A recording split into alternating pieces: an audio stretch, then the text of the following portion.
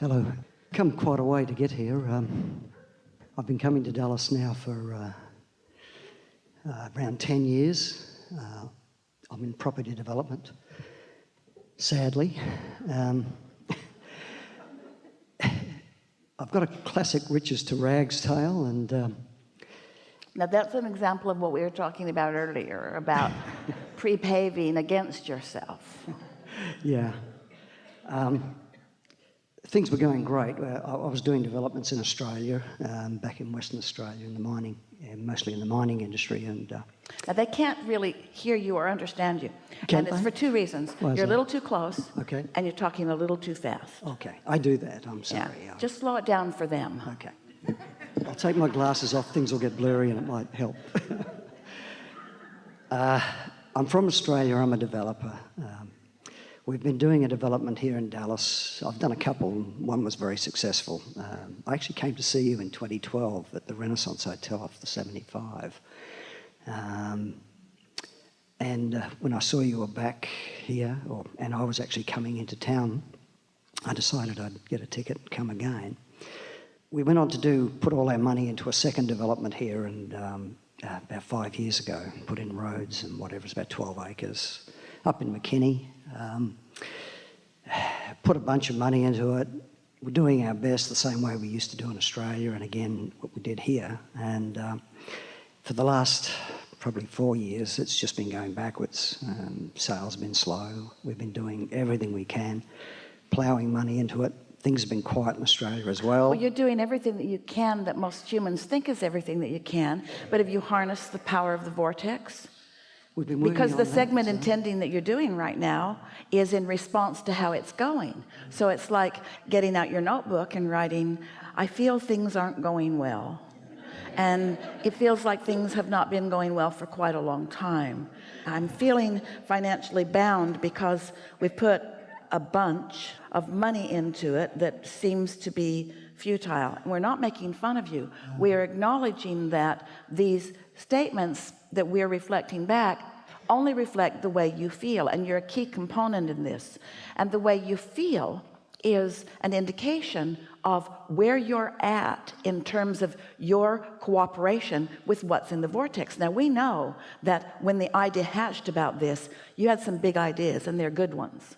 And we know that cooperative components came around, but then you and others, mostly from the influence of others, but you began letting the current set of circumstances be the reason that your thoughts flow the way they do. So it's like you're following what is rather than leading what is. You know what's really important is that if your inner being did not believe in this project, then your negative thoughts would not feel negative. It's the opposing thoughts that are causing the negativity. So the worse you feel is the greater indicator that you're squandering the well-being that is there waiting for you. In other words, if you were on the wrong track and there was another development that is better for you, and that the path of least resistance was for you to just get out and move on to something else, then every thought that you have, like the ones that you just said to us, would feel invigorating to you. But the fact that none of that felt invigorating to you means that your inner being sees this project entirely differently, and the cooperative components have been lined up, but you're not letting them in because you're facing reality rather than creating it. We love this project. We put everything into it. We totally love it. It's a beautiful project. It's quite different to anything here, but it's. You know, We've got a few people who absolutely love it and have bought there. It's a lot like, though, we really want you to hear this because this can be a big turning point for you. It's a lot like a parent who really loves his or her child, who sees the child as not going to make it. Such a good kid. I love him so much, but he's such a wackadoodle. He can't remember anything I tell him to do. He leaves his backpack at school every day. I don't know what he's going to do when he has to go off to school. I guess I'll have to go with him. This project is something that you want success from. You can't have it both ways. You can't love it and see it as failing at the same time. Those are not vibrationally accurate vibration. How do we bring it back, though? I mean, we're in trouble with the bank now. We've actually had to sell our home in Perth. We're renting.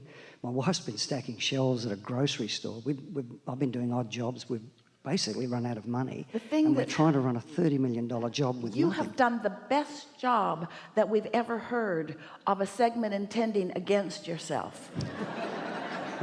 And we know you're not making this up. I'm meditating every day. I'm trying to do You're everything telling I it can. like it is, but what we're getting at is once something starts to turn in that way and you follow the thoughts with it and you let those thoughts dominate the way you feel, so you no longer believe in this, instead you believe in this, because the evidence is there and you'd have to be a nutcase to believe in something you can't even see. We're trying to get back there.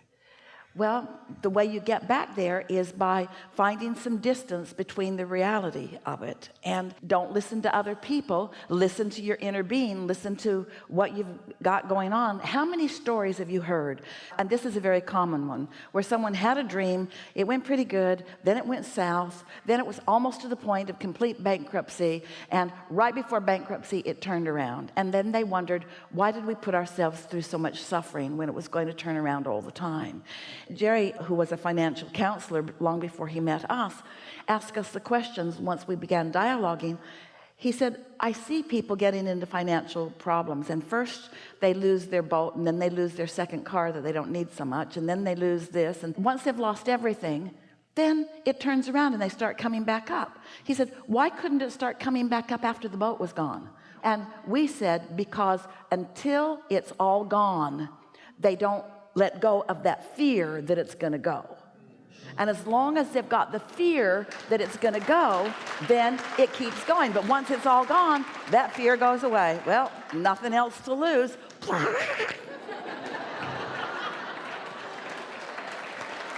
So you get to decide. You've got to find a way to feel about it the way you want to feel about it, not the way it looks like it's going. And that takes some focus. You know what it really takes? It takes getting off the subject, because you've practiced that subject so well, and it's understandable why you would, that subject is unchangeable right now. Yeah. That's not unchangeable, I don't. Oh, the outcome isn't unchangeable, but the way you feel about it right now, that's the way we began today. A belief is a belief that you continue to think, and you've got that belief pretty well entrenched, and you keep talking back and forth about it, and so you keep that belief active. A belief is just a thought that you keep active. But here's the thing. Imagine a pile of sticks, and each stick is a different subject. There's this Dallas project, and there's what else? There's children. I've got grown-up children. I've got grandchildren. What other subjects might be in your pile? There's coming to an Abraham seminar. What other sticks might be in your pile? Yeah, I meditate. I do yoga. My wife. One joy that's come out of this, even though we don't want a long story here. Okay. My wife and I are really strong. We're actually stronger than we ever were after going through this. We don't want to hear that either, because we know all of that, but that's irrelevant right now, because that's not what's active in your vibration. So what else is in my vibration? So what other sticks might be in the pile? There's grandkids. Grandkids, what else? Music. I'm a musician.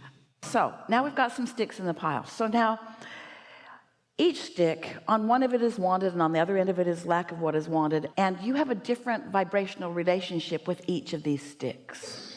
And the stick called this project right now, every time you pick it up, even though you want to think about it in success, you don't. So don't pick that stick up for a while. Instead, pick up some stick that it's easy to feel in alignment about. And do you know what happens?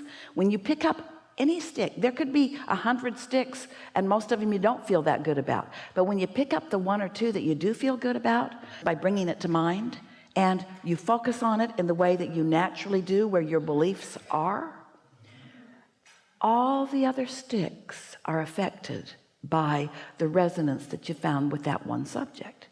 If you can, for some time every day, we're not telling you to abandon your project. We're just telling you to get other subjects active in yourself, to give yourself some vibrational leverage, so to speak. Also, do you meditate? I do, yeah, every morning. Describe to us just a little bit what that process is for you. At the moment, it's really difficult. because Then we don't want to hear about it's it. a 24/7. So here's what we mean by meditation. So Yep. we mean 20 minutes. Esther often gets up especially early so that she can get that in no matter what. Her pickup for her flight yesterday was 4 a.m. So she got up really early so that she could get all the things in that she wanted to do before that early pickup. So sit for 20 minutes and focus on something.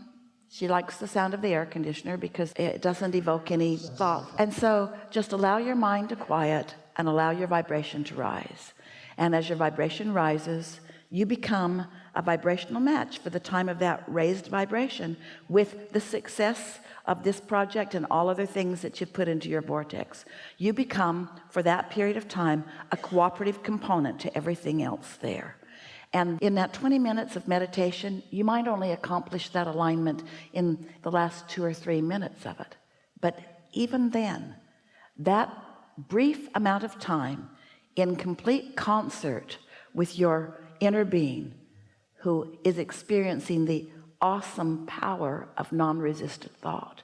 As you feel the relief of that, you've done more work than you could do if you spent 24/7 on this project. We're not kidding you. We want you to utilize the leverage of this. It's big time leverage. It's leverage that is indescribable in terms of your physical physics. Humans don't even understand the leverage of this. You all had a good laugh over Esther's yeehaw.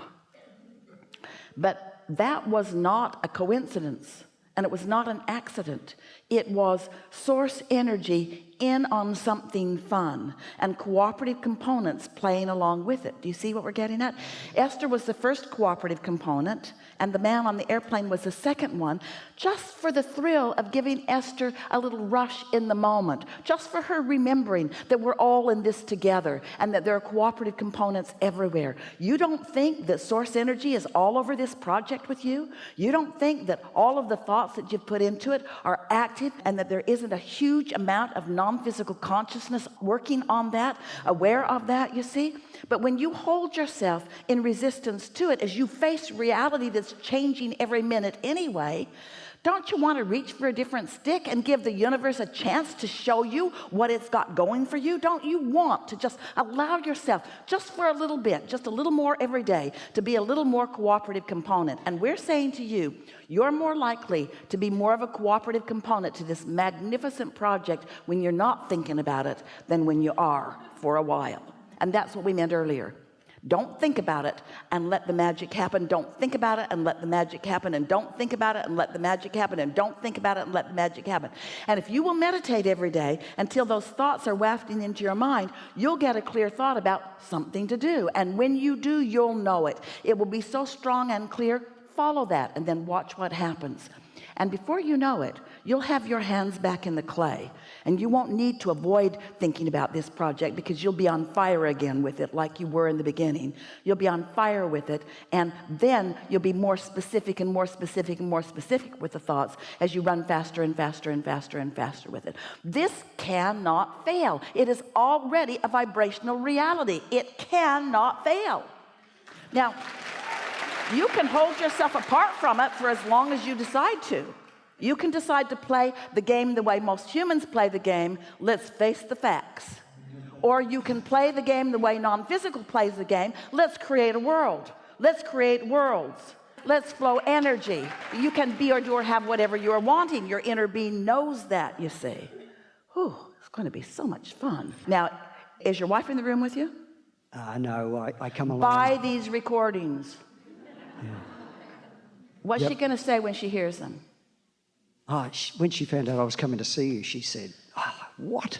She was so angry at me because she wanted to be here. Because the reason we ask is, and we usually don't, but the reason we ask is, if you two will talk to each other this way. We do. But this is a new way. You've been talking to each other in a way that's not helping you. You've been talking to each other about what is. We know you do some of it, but we're talking about the way you feel. Lip service doesn't count. It took us a little while to get you revved up here. Did you feel it? Did you feel yourself click over? Did you feel yourself become a cooperative component to your own project? I absolutely did. Yeah, we did too. Thank you so much. Yeah. Really good.